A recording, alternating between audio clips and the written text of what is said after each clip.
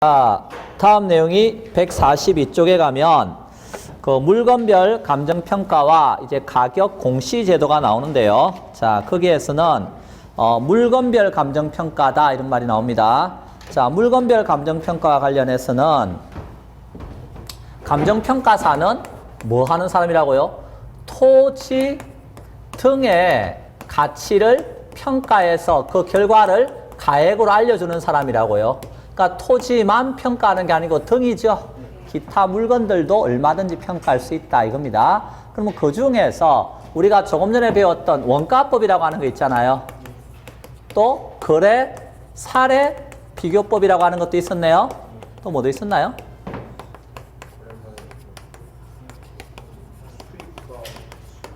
이런 거 있었어요. 그죠? 예. 수익환원법 뭐 이렇게. 자, 그러면 이 물건 중에서 원가법으로 평가하는 물건들이 있겠죠. 어떤 게 원가법으로 평가할 것 같아요? 아까 건물 기억납니까? 그리고 기계 이런 것도 있었죠. 그러니까 선박, 뭐 항공기, 건설기계 뭐 이런 것들이 있었다고요. 자, 이런 것들은 기본적으로 원가가 있어요. 그래서 원가법으로 평가하는 것들입니다. 기계니까. 그런데 거래 사례 비교법으로 평가하는 물건들도 있는데요. 어떤 것들입니까? 그랬을 때, 자, 대표적으로 과수원, 자동차, 동산, 산림 이런 것들은 거래 사례 비교법으로 평가합니다. 그래서 이런 것들은 뭐 어려운 거 아니고요. 그냥 과자 동산이다 이렇게 생각하시면 돼요. 과자 동산. 그래서 과수원, 자동차, 동산, 산림 이런 것은 거래 사례 비교법으로 평가한다 이렇게. 다만 여기에서 자동차 이런 건 기계지만 몇 년도 몇 년씩 다 있잖아요. 그러니까 거래 사례 비교법으로 평가하는 거고, 그 다음에 산림은 그 땅도 있고 산지하고 그 위에 뭐도 있겠어요? 그 위에 나무도 있잖아요. 임목, 산지가 임지예요. 그래서 산지하고 임목 이렇게 나누어지는데, 자, 당연히 어떻게 평가해야 되겠어요? 거래 사례 비교법으로 평가한다 이겁니다. 땅은 땅대로, 나무는 나무대로 거래 사례 비교법으로 평가하는 거예요. 다만 이것이 산지하고 임목이 어때요? 일괄해서 평가하는 경우도 있을 수 있거든요. 일괄해서 평가할 때도 역시 뭐로 평가해야 되겠어요? 거래 사례 비교법으로 평가하는 겁니다. 자, 그래서 거기 보면 산림 있나요? 산지하고 뭐가 있다고요? 임목 있죠? 그러면 산지는 요건 땅이잖아요. 땅은 거래 사례 비교법인데 그 중에서 땅은 어떻게 평가한다 그랬어요? 아까 표준지 공시지가 가져다가 기억납니까? 비교해서 알려준다고요. 그래서 그것을 특히 우리는 뭐라고도 쓰는 거예요? 공시지가 기준법 이렇게도 표현하는 겁니다. 공시가다가. 자, 그 다음에 일괄해서 평가할 때도 역시 뭘 쓰라고요? 거래 사례 비교법을 쓰는 겁니다. 자, 그래서 이런 것들. 자, 그 다음에 그럼 여기에서 토지는 어떻게 평가하는 거죠? 토지는 아까 토지도 거래 사례 비교법을 쓰는데 거래 사례 가지고 비교한다고요. 근데 그 거래 사례가 뭐라는 거예요? 표준지 공시지가를 가져다가 비교한다 그랬죠. 그래서 표준지 공시가 가져다가 비교하기 때문에 공시지가 기준법 이런 말도 쓴다고요. 이것도 넓은 의미에는 다 거래 사례 비교법이에요. 근데 표준지 공시가 가져다가 아까 원래 거래 사례는 가져오면 뭐 한다고요? 사, 시, 지, 개 기억납니까? 그런데 여기서 뭐 안 한다고요? 표준지 공시지가는 조금 이따 배우겠지만 국토교통부 장관이 공시한 적정가격이란 말이에요. 1제곱미터당 적정가격이기 때문에 1제곱미터당 얼마하고 나온다고요. 그렇기 때문에 요거 가져다가 비교할 때는 요것은 사정 보정은 안 한다. 근데 시점 수정은 할까요? 예, 조금 이따 배우겠지만 표준지 공시가의 공시기준일은 1월 1일이에요. 공시기준일이 1월 1일이다. 이 말은 언제 날짜를 기준해서 1월 1일 날짜 기준해서 뭐 1제곱미터당 30만 원입니다. 이렇게 나왔다는 거예요. 이렇게. 이해됐나요? 그런데 우리가 가격을 구할 때는 무슨 시점이 있다고요? 기준 시점이 있잖아요. 기준 시점이 만약 6월 30일일 수 있죠? 그러면 6개월 지나는 동안에 뭔 일이 생길 수 있어요? 시가의 변동이 생길 수 있잖아요. 그러니까 시점성 이런 걸 해야 되겠죠?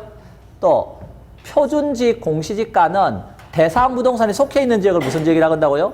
인근지역. 그러니까 어디서 가져오는 게 제일 좋으냐면 인근지역에서 가져오는 게 제일 좋아요. 근데 인근지역에 마땅한 표준지역이 없으면요. 유사 지역에서 가져올 수도 있어요. 그럼 지역 격차가 있을 수 있죠.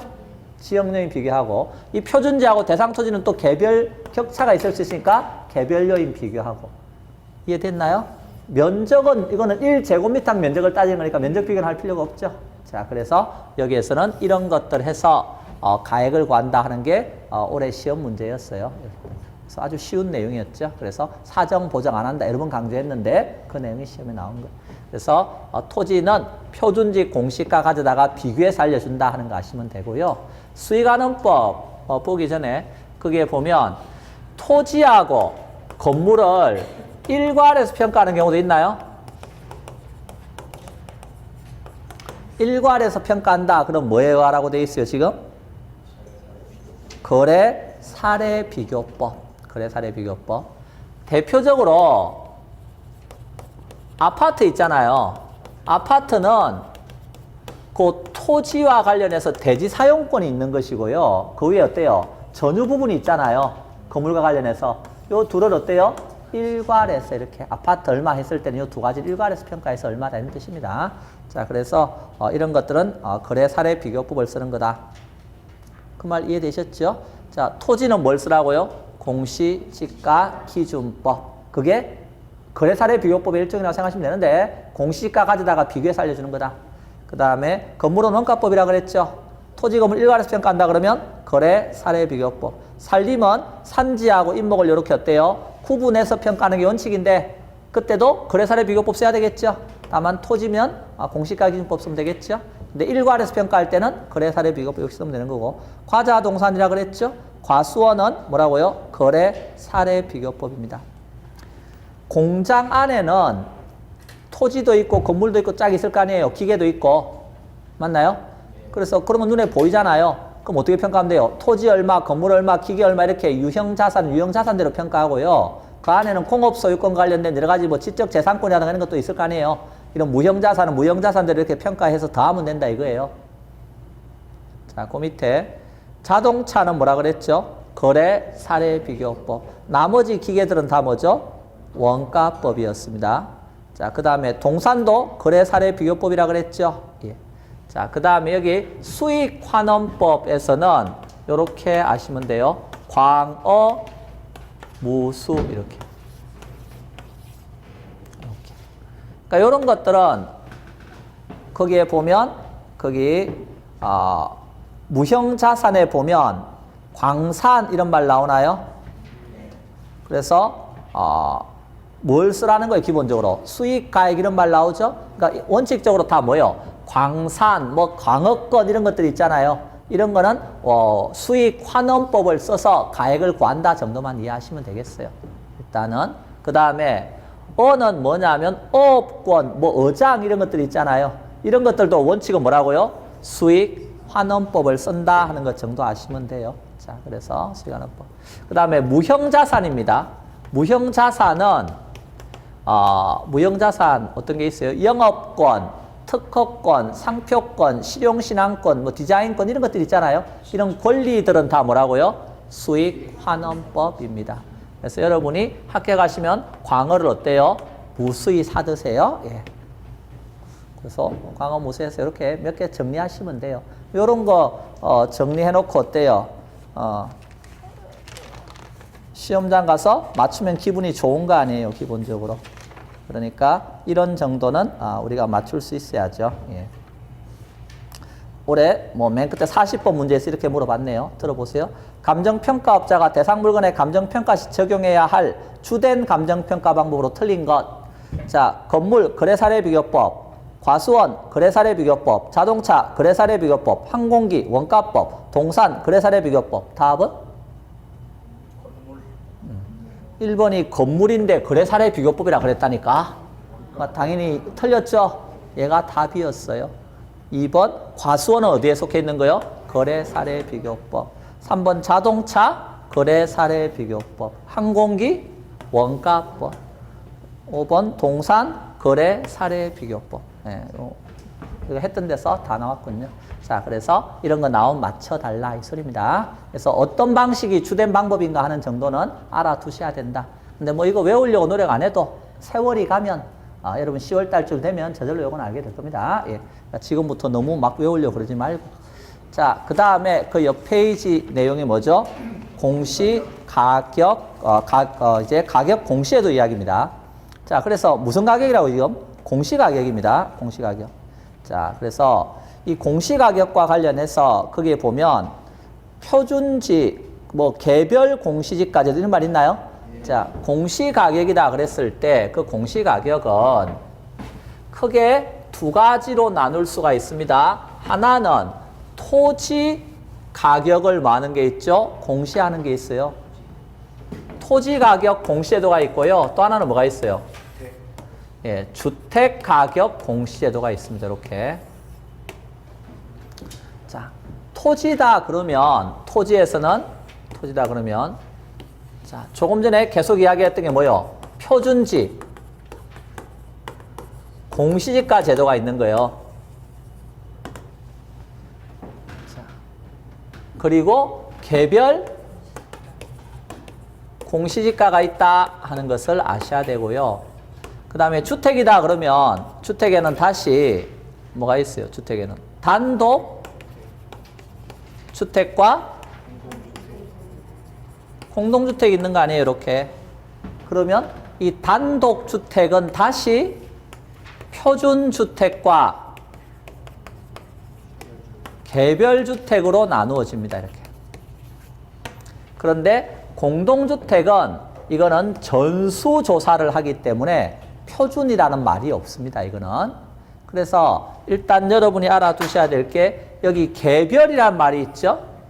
개별이란 말이 있으면 이건 다 누가 공시하는 거다? 시장, 군수, 구청장이 공시하는 겁니다.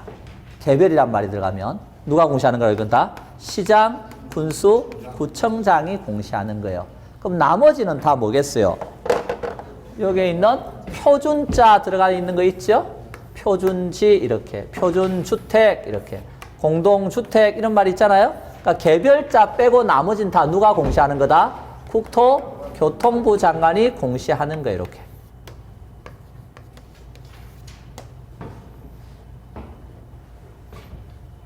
뭐 어려운 거 없죠? 예. 그러면 표준지 공시지가다 그러면 전국에 있는 땅 중에서 이 지역이 있다 그러면 이 지역을 대표할 수 있는 표준지를 선정한다고요. 표준지를 선정해서 전국에 땅 중에서 한 50만 필지 정도를 표준지로 선정해요. 선정해서 표준지에 뭘 알려주는 거예요? 표준지에 1제곱미터당 가격, 단위 면적당 가격을 공시해 주는 거예요. 이 1제곱미터당 가격 얼마다? 하고 이렇게. 누가 공시한다고요? 국토교통부 장관이. 그럼 국토교통부 장관은 공시하기 전에는 반드시 어때요? 심의기구에 심의를 거쳐야 되겠죠? 당연히 이것은 국토교통부 장관이니까 중앙부동산평가위원회의 심의를 거치는 겁니다. 이렇게. 자, 그래서 이 공시를 해서 가격을 알려주게 된다 하는 겁니다. 그럼 일단 우리는 뭐 여기서 여러 가지 내용이 있겠지만 가장 핵심적인 내용은 왜 알려주는데 하는 걸 알아야 되겠죠? 이거 표준지 공시가 나오면 뭐 하라고 이거 갖고?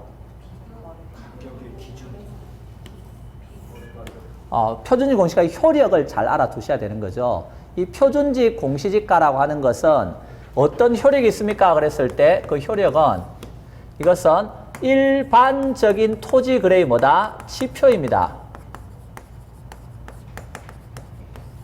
지표라고 하는 건 어떤 걸 구속하는 건 아니죠. 어디까지나 뭐요? 지표예요.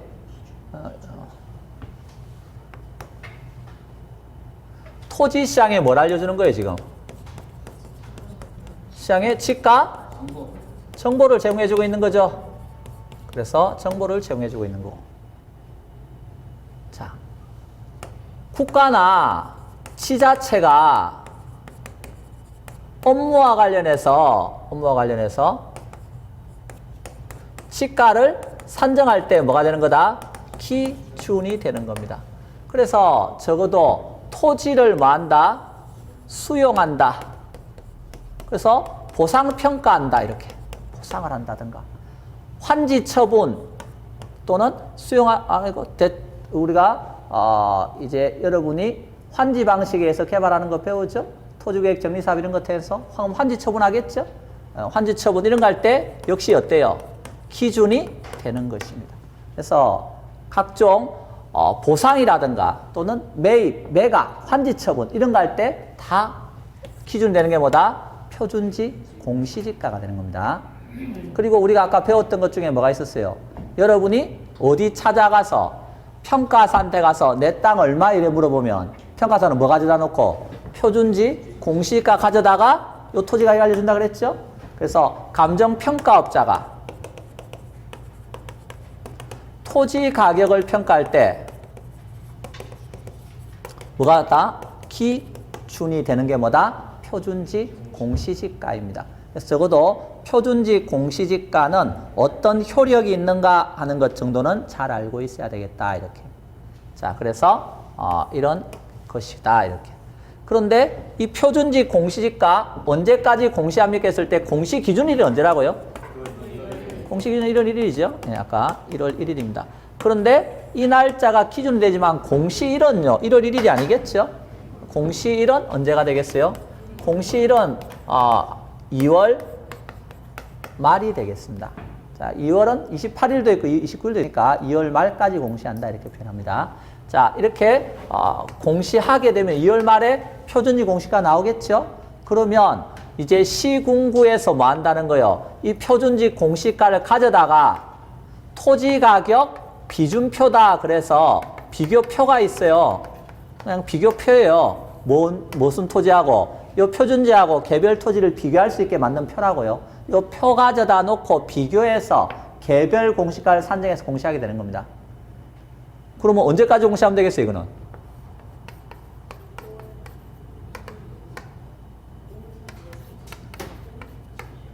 (5월 31일까지) 공시하게 되는 겁니다. 근데 그러면 이 개별 공시가는 뭐 때문에 시군구에서 구했었습니까, 이거? 이유가 있겠죠? 뭐 때문에 구합니까, 이거? 이 개별 관할구역 안에 있는 개별 토지들이 있을 거 아니에요? 개별 토지들의 단위 면적당 가격을 구해서 공시하는 겁니다. 당연히 여기도 공시하기 전에는 이제 시군구 부동산 평가위원회가 있겠죠? 심의 이런 걸 거쳐서 공시합니다. 뭐 때문에 공시하죠? 예, 당연히 이건 개별자들 가는 기본이 세금입니다. 세금을 부과하거나 또는 부담금 이런 거 있을 수 있나요? 부담금 부과하거나 국공유지 빌려주면 대부료 받아야 되죠? 이런 거 산정할 때 뭐로 삼으려고? 기준으로 삼으려고 구하는 겁니다. 개별 공시가. 자, 그래서 우리는 이런 정도는 여기에서 알고 있어야 되겠다 하는 겁니다. 자, 그래서 일단 가장 기본적인 마인드는 그런 겁니다. 그 다음에 단독주택으로 오면 단독주택. 이 단독주택과 관련해서 표준주택이라고 하는 게 있습니다. 단독주택 중에서 역시 대표성을 띈 표준주택을 선정해서 가격을 공시하게 되는 겁니다. 누가 공시한다고요? 국토교통부 장관이. 전국에 단독주택 한 450만 채 이상의 단독주택이 있는데 그중에서 한 20만 채 정도의 표준주택을 선정합니다. 그러면 그때 이 표준주택에 대해서 가격을 공시하겠죠? 언제까지 공시하면 되죠? 예, 이것은 공시기준일은 언제라 그랬죠? 공시기준일은 1월 1일이라 그랬어요. 원칙이. 그러면 공시일은요? 1월 31일까지. 아까 표준지는 몇만 필지라 그랬어요, 제가? 50만 필지 정도 된다 그랬잖아요. 근데 이 주택은 한 20만 채 정도 돼요. 여기에 비해서 좀 작죠? 그러니까 공시일은 1월 31일까지 이렇게 공시하게 됩니다. 자, 근데 이 표준주택 가격 왜 구하는 거예요, 이것도? 왜 구해요?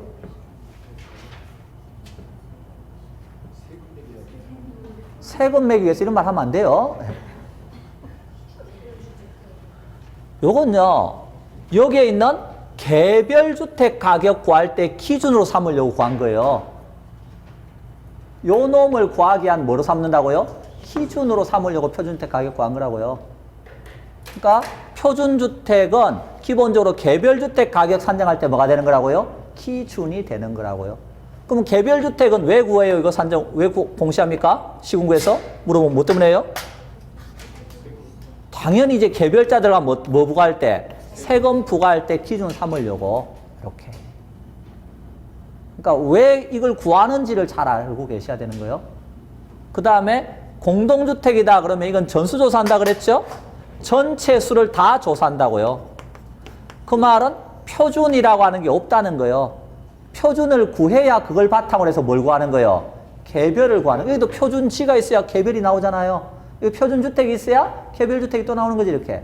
그런데 여기는 지금 표준이 없다는 말은요. 전체 수를 다 조사한다는 거예요.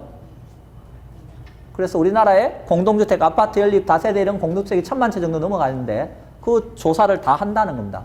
전수조사에서 누가 공시한다고요? 국토교통부 장관이. 뭐 때문에 이거 구하죠 이것도? 아, 그야 세금 부과할 때 기준 삼으려고 기본적으로. 그러면 역시 공시일은 언제가 돼야 되겠어요? 요 개별주택도 보세요. 표준이 1월 31일까지죠? 그러면 개별은 언제까지 나오면 돼요? 4월 30일까지. 그럼 이건 세금 부과 때문이니까 여기도 날짜를 맞춰야죠? 언제까지? 4월 30일까지. 그리고 이 주택이라고 하는 거는 건물만 말하는 건가요? 이 주택이라고 하는 건 토지하고 그 위에 있는 뭐하고? 건물하고 일체로 공시하는 제도입니다. 그 말 이해되셨나요? 토지, 건물 어떻게 공시하는 거라고요? 일체로 공시하는 제도예요. 그러니까 공시하는 내용에는 어떤 것도 들어있을 수 있어요. 당연히. 토지뿐만이 아니라 건물에 관한 내용도 들을 수 있을 수 있죠. 그래서 나중에 표준주택 가격을 공시한다 그랬을 때 당연히 뭐 어떤 내용이 공시가 돼야 되겠어요? 표준주택 가격 공시한다 그랬을 때. 어디 있는가는 집어는 해야 되겠죠. 맞나요? 그리고 표준주택 가격을 구하고자 하는 거니까 가격 나와야 될 거 아니에요. 그 다음에 이 표준주택의 대지 면적이라든가 뭐 형상 이런 것도 있겠죠. 또 뭐도 있겠어요. 이 건물과 관련해서 이 건물의 용도라든가 연면적, 구조, 사용, 승인일 이런 것들이 있다는 걸 좀 알아두셔야 돼요. 여기는. 그러니까 주택 가격을 공시한다 했을 때 그것은 일체로 공시하는 제도이기 때문에 토지에 대한 내용뿐만이 아니라 뭐도 나온다고요? 건물의 용도는 뭔가, 그리고 연면적은 바닥면적이 같겠죠? 그런 것들. 그 다음에 구조는 어떻게 생겼는가, 언제 사용 승인 받았는가, 이런 것들이 역시 주택 가격, 표준주택 가격을 공시할 때 같이 공시하는 내용들입니다. 그래서 이런 것들도 물어볼 수 있다는 겁니다. 그래서 우리가 뭐 많이 알기보다는 여기도 마찬가지입니다. 여기가 위에가 토지 가격 비준표가 있으면 밑에는 또 뭐가 있겠어요? 예, 주택 가격 비준표가 있는 거예요. 요 표준주택과 개별주택을 비교할 수 있는 역시 비교표를 만들어서 이렇게 제공을 해주면 시군구에서 이제 개별주택 가격 산정해서 공시하게 되는 겁니다. 그래서 일단 원리적으로는 어떻다? 이렇다 하는 걸 아시면 되겠어요. 이렇다는 거. 그러면 적어도 뭐 이 정도 내용을 보고 올해 시험 문제 하나만 보겠습니다.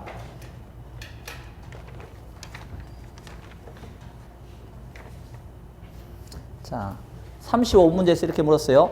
부동산 가격 공시 및 감정평가에 관한 법령상 표준지 공시지가를 적용하는 경우가 아닌 것은 뭘 적용하는 경우가 아닌 거요?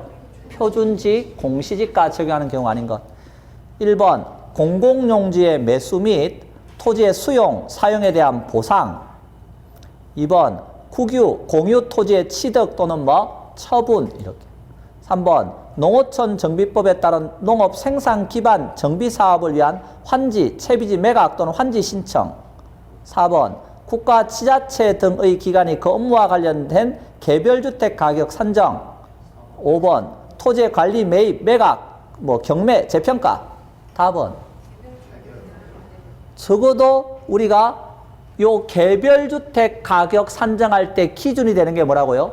표준주택 가격이라는 걸 아셔야 되고, 표준주택 가격은 왜 구한다고요? 개별주택 가격 산정할 때 뭐로 삼으려고? 기준으로 삼으려고. 그러니까 물어본 게 표준지 공시지가 적용하는 얘가 아닌 거 물어봤으니까 그 4번에 보면 국가, 지자체 등의 기관이 건물과 관련해서 뭘 산정할 때? 개별주택 가격 산정할 때 기준이라고요. 그럼 개별주택 가격 산정할 때 기준은 뭐예요, 이거? 표준주택 가격이지 표준지가 아니잖아요. 그러니까 몇 번이 틀렸다? 4번이 틀렸다. 이렇게 나가야 되는 거예요. 이해되셨습니까? 예. 그래서 여기에서 뭐 일단 우리가 기초강의니까 많은 내용을 알기보다는 이런 핵심적인 내용 정도 우리가 정리합시다 하는 거예요. 자, 그 내용을 관련해서 143쪽하고 144쪽까지 지금 쓰고 있는 겁니다. 자, 그래서 제가 설명한 이런 내용을 바탕으로 좀 읽어보시면 되겠고요. 좀 더 자세한 내용은 이제 1월달 본 강의 들어가서 하겠습니다. 그래서 기본 틀은 이렇게 된다는 걸 기억하시고 1월달에 좀 더 첨삭해서 설명하겠습니다. 자, 그래서 뭐 기초 강의가 끝났는데요. 자, 오늘이 무슨 날이에요? 크리스마스 이브 날이에요? 뭔 소리 하고 있는 거예요, 지금? 수험생에게는 2날밖에 없어요. 공부하는 날과 공부 안 하는 날. 이 2날이 있는 거죠. 그리고 공부 잘 되는 날과 공부 안 되는 날이 있을 뿐이지 크리스마스도 없고 이브도 없고 사실은 그런 거예요. 그래서 왜 수험생이 그런 거지 뭐. 수험생의 모든 관심은 거기에 있는 거죠. 그렇잖아요. 이제 내년에 수능 준비할 아들이나 딸이 있다고 생각해 보세요. 모든 관심이 거기에 가 있지 지금. 뭐 크리스마스 이게 중요한 게 아니죠. 그러니까 우리는 수험생이에요. 수험생이니까 이제 뭘 잘하시면 돼요? 수험 생활을 잘하셔야 돼. 다른 것에 포커스를 두면 안 됩니다. 예, 그러니까 꾸준하고 끝까지 이렇게 쭉 할 수 있는 시스템 마련해서요. 공부 열심히 하시고 학원은 문을 안 닫죠. 웬만하면. 혹시 강의가 없더라도 뭐 하시라는 거예요? 나와서 자습도 하시고. 어휴, 그때 먹는 밥이 얼마나 맛있는데요. 예, 그러네. 자, 그러네요. 자, 뭐 그럼에도 불구하고 연휴는 잘 보내시고 잘 보내시고 다음에 1월 달에 좀 더 즐거운 모습으로 찾아뵙겠습니다. 자, 강의 들으셔서 감사합니다. 자, 수고하셨습니다.